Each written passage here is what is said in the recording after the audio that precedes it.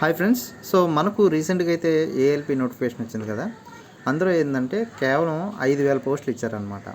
So దాదాపు ఒక 6 సంవత్సరాలు పట్టింది, 6 ఇయర్స్ పట్టింది. అయితే 5,000 రావడం ఏంటి? ఆఫ్టర్ 2018 నోటిఫికేషన్కి దాదాపు 60,000 వేకెన్సీస్ ఇచ్చారు. అలాంటిది 6 సంవత్సరాల తర్వాత వచ్చిన నోటిఫికేషన్కి 5,000 ఉండడం ఏంటి అని చాలామంది డౌట్ ఉందన్నమాట. అసలు ఏం జరిగింది అంటే, మనకు 2018 వరకు ఏం చేసేవారంటే ఒక పోస్ట్కి 1.5 పర్సన్స్ని పిలిచేవాళ్ళు అన్నమాట. అంటే దాదాపు 2 పోస్టులకి ముగ్గురిని పిలిచేవాళ్ళు. అంటే 50% ఎక్కువ వేకెన్సీ పిలిచేవారు అనమాట. అంటే 2018 నోటిఫికేషన్కి 60,000 పోస్టులు ఉంటే దాదాపు 90,000 మందికి డాక్యుమెంట్ వెరిఫికేషను, డీవీ మొత్తం చేశారన్నమాట.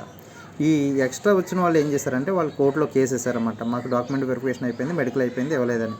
సో ఆ పోస్టులు వాళ్ళకి ఇచ్చేయడం వల్ల మనకు 30,000 పోస్టులు అక్కడే పోయాయి కాబట్టి మనకు తగ్గిపోయాయి అన్నమాట. అది మ్యాటరు.